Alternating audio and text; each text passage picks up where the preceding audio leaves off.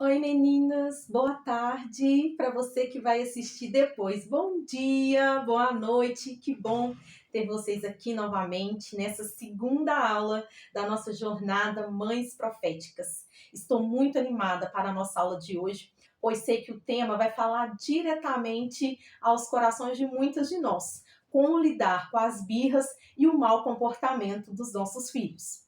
Sei que esse momento pode parecer desafiador e às vezes a gente se sente até um pouco perdida, frustrada, sem saber o que fazer.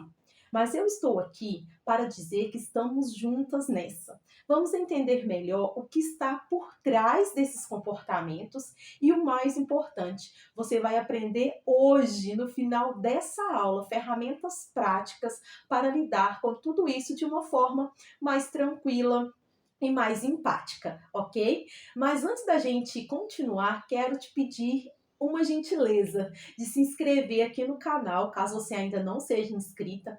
Anote tudo que você puder dessa aula e depois deixe nos comentários o que mais fizer sentido para você e para sua casa. E compartilhe essa aula com pelo menos um grupo de mães e com outras 3 mães que você conhece. Vamos lá? Vou beber aqui a minha água enquanto você compartilha aí a nossa aula com algumas amigas, ok?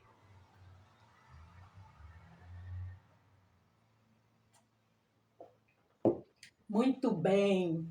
Para começar a aula, eu quero relembrar os 3 pilares do nosso movimento Mães Proféticas, que conversamos na aula de ontem. Eles são a base para que possamos criar um ambiente saudável e acolhedor para os nossos filhos e para nós mesmos. O primeiro é a nossa conexão com Deus, através de um devocional diário, priorizando isso. Quando nos conectamos com Deus, encontramos a força e a sabedoria para lidar com os desafios do dia a dia, inclusive com as birras e os comportamentos difíceis dos nossos filhos. O segundo pilar que nós conversamos foi a nossa conexão com os nossos filhos, que acontece através de uma educação respeitosa. Esse tipo de educação aqui combina a firmeza e a gentileza, ensinando para os nossos filhos a se comportarem com respeito e empatia, sem que precisemos recorrer aos métodos do autoritarismo e da permissividade, que vamos falar um pouquinho também sobre isso nessa aula, ok? E o terceiro pilar que falamos foi sobre a conexão da família com Deus, que acontece através do devocional diário, né, que fazemos com os nossos filhos. Esse tempo em família, nós mães cristãs estamos erguendo um altar para Deus dentro da nossa casa e estamos criando um ambiente de fé e amor em nossos lares. Então, me conta já aqui, né, no nosso chat, qual dessas conexões tem sido mais desafiadora aí na sua casa. E compartilhe comigo aqui, porque eu quero muito, muito ouvir vocês, ok? E antes de entrar, né, nas birras propriamente ditas, vamos relembrar rapidamente os 3 tipos de educação que conversamos também na nossa aula de ontem. E já quero que você identifique no nosso termômetro do comportamento como está o clima aí na sua casa. Agora que já relembramos alguns conceitos importantes, vamos entrar no tema de hoje, as birras e o mau comportamento. Então, meninas, quantas vezes nossos filhos têm essas reações e a gente pensa, essa criança só está querendo me provocar, ou meu Deus, como ela pode ser tão teimosa assim? Eu sei que é fácil pensar dessa forma, mas precisamos rever essa perspectiva. As birras e o mau comportamento nada mais são do que o jeito que a criança encontra para expressar o que ela está sentindo. Ela ainda não tem maturidade emocional para controlar as emoções. Então, quando ela está frustrada, cansada, ou com fome, ou sobrecarregada, ela reage da maneira que o cérebro dela permite naquele momento. Vamos pensar em um exemplo. Você sai do trabalho, vai buscar sua criança na escola e lembra que precisa passar no supermercado. Ela já está cansada, talvez com fome, porque o último lanche foi algumas horas antes, e ao entrar no supermercado, ela começa a querer tudo que ela vê. Então você diz não, aí pronto, começa aquela birra. Quantas vezes vocês já passaram por isso? Eu aposto que muitas. Mas antes de rotular sua criança como birrenta, mal educada, desobediente, pense no que está acontecendo dentro dela. Uma criança com fome, cansada, naquele ambiente cheio de estímulos, que foi minuciosamente pensado por uma equipe gigantesca de marketing para fazer sua criança desejar tudo que ela vê. Você consegue imaginar a sobrecarga que está sendo disparada no cérebro dela? Como vocês costumam reagir a situações assim? Vocês conseguem identificar as razões por trás da birra? Me contem aqui no chat o que vocês fazem quando acontece isso aí com vocês. Agora, eu quero que a gente entenda melhor como funciona o cérebro das crianças em momentos de estresse. Um, um cérebro que ainda está em desenvolvimento, portanto, ele é imaturo. Quando os nossos filhos estão em uma situação em que eles não conseguem controlar, o cérebro deles entra no modo de sobrevivência e eles começam a agir por instinto, de uma forma muito primitiva. Isso significa que eles reagem de forma automática, sem pensar.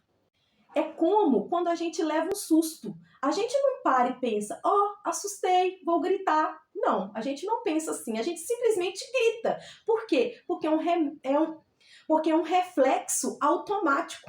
Com os nossos filhos, gente, é a mesma coisa. Quando eles estão diante de algo que eles não conseguem lidar, seja uma frustração, fome, cansaço ou qualquer outro estresse, o cérebro deles ativa 3 possíveis reações: lutar, fugir ou paralisar. Por exemplo, quando seu filho começa a chutar ou bater durante uma birra, é uma reação de lutar. Quando o corpo dele está cheio de adrenalina e ele está usando isso para reagir fisicamente. Em outros momentos, ele pode simplesmente correr para longe, que é a reação de fugir. E tem ainda aqueles momentos em que ele simplesmente fica paralisado, sem saber o que fazer. Isso acontece porque o cérebro está tentando poupar energia em uma situação de estresse, mandando o sangue para o tronco, o que diminui a circulação sanguínea nos braços e nas pernas, o contrário da reação fugir e lutar, que o cérebro envia adrenalina para braços e pernas para que ele possa lutar ou fugir. Quando entendemos que essas reações são instintivas, fica mais fácil ter empatia, não é mesmo? Me conta aqui, como a sua criança reage nos momentos de estresse? Geralmente ela luta, foge, paralisa? Me conte aqui no chat. Para a gente entender melhor, vamos falar agora sobre o iceberg do comportamento, que nos ajuda a entender que o que vemos nas birras e no mau comportamento apenas é a ponta do iceberg, ou seja, é a parte visível. Mas a maior parte do iceberg está submersa e é onde ficam os sentimentos e as necessidades da criança que motivam o comportamento visível. O comportamento visível pode ser a birra, o choro, a desobediência, mas o que está submerso pode ser a necessidade de conexão, insegurança, medo ou até a falta de habilidade de expressar o que ela está sentindo. Nem sempre a criança vai conseguir dizer: mamãe, estou com fome, mamãe, estou cansada, ou com medo, ou quero colo.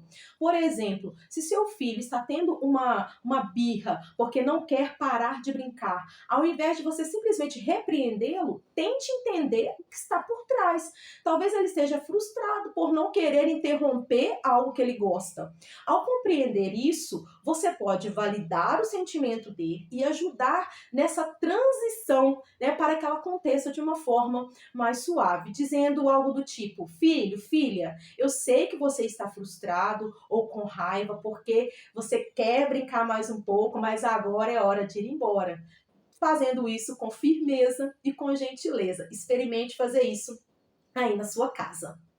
Agora que já entendemos o que são as birras e o mau comportamento, e o que está por trás do comportamento dos nossos filhos, vamos falar um pouco sobre como as nossas reações influenciam a maneira como eles lidam com as suas emoções.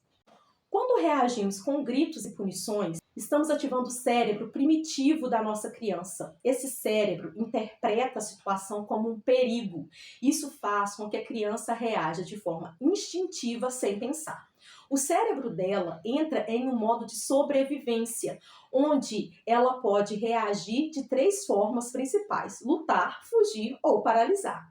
Essas situações de perigo não precisam ser físicas, elas podem ser emocionais ou sociais. Por exemplo, se uma criança se sente humilhada ou muito pressionada, o cérebro dela vai reagir da forma como ela reagiria a uma ameaça física. Voltando à ideia do termômetro do comportamento, quando nós mães agimos de forma autoritária, gritando ou punindo, ou permissiva, permitindo tudo sem impor limites, estamos levando a temperatura do comportamento da criança aos extremos. Isso pode causar 2 coisas: lutar ou fugir. Se a criança se sente ameaçada emocionalmente ou fisicamente, o cérebro dela libera adrenalina para preparar o corpo para reagir, fazendo com que ela lute, batendo, gritando, reagindo com agressividade, ou fuja, correndo, se escondendo, evitando a situação. Isso é o que acontece quando a temperatura está muito alta. Isso gera um caos lá dentro da sua casa. Ou ela pode paralisar. Algumas crianças, especialmente as mais sensíveis ou com tendências à depressão, podem entrar no modo de paralisação. Isso significa que elas ficam completamente imóveis, sem reação, como uma forma de se proteger daquela situação. Isso acontece quando a temperatura cai tanto que gera a desconexão emocional. Ou seja, quando reagimos de forma extrema, seja pela falta de limites, a permissividade, ou pelo excesso de controle, o autoritarismo, acabamos levando a criança a um estado de caos ou desconexão, dificultando o desenvolvimento saudável das emoções dela. Portanto, é importante lembrar que as nossas reações podem esquentar ou esfriar o comportamento da criança. E o que buscamos é aquele ponto de equilíbrio, onde combinamos firmeza e gentileza, mantendo a temperatura no nível ideal. Como vocês têm notado a temperatura aí na casa de vocês? Compartilhe aqui no chat, vamos conversar um pouquinho sobre isso. Agora que entendemos todo o contexto, vamos ao que interessa, o passo a passo para lidar com as birras de uma forma mais efetiva e amorosa. Primeiro, entender. Lembre-se que a birra é um resultado da imaturidade da criança e das circunstâncias. Não leve para o lado pessoal. Não diga que a criança está querendo te provocar. Pergunte-se o que está por trás dessa birra. Segundo, prevenir. Antes de sair, combine com seu filho ou com sua filha o que vai acontecer. Tenha uma rotina clara, certifique-se de que ela está alimentada, descansada, tranquila. Você já tentou fazer isso antes de sair de casa? Funcionou aí para você? Se não, vamos tentar. Terceiro, acolher. Depois que seu filho se acalmar, é importante você se abaixar à altura dele e dizer de maneira tranquila que entende a frustração que ele sentiu, valide o sentimento dele, mostrando empatia, mas explique que existem formas melhores de expressar essa frustração. Por exemplo, você pode dizer algo como: eu sei que você está chateado porque queria aquele brinquedo, isso é normal, mas gritar e fazer birra não é a melhor forma de resolver. Vamos tentar falar sobre o que estamos sentindo da próxima vez?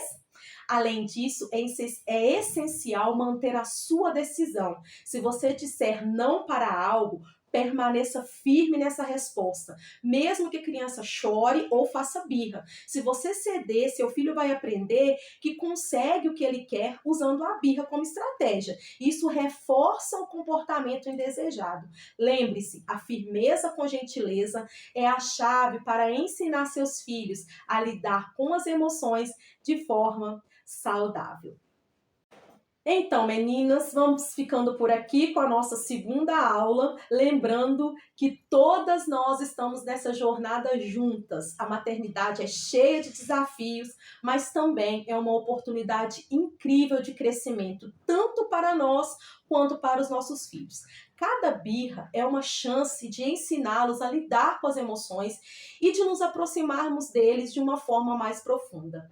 Compartilhe no chat o que mais chamou a atenção de vocês aqui nessa aula e o que vocês vão colocar em prática a partir de hoje. Estou muito curiosa para saber como vocês vão aplicar essas ferramentas aí no seu dia a dia. Obrigado por estarem aqui comigo. Que Deus continue abençoando e guiando todas vocês nessa linda jornada. Te espero na aula de amanhã, como educar seus filhos de acordo com os propósitos de Deus. Até lá, te espero. Até amanhã.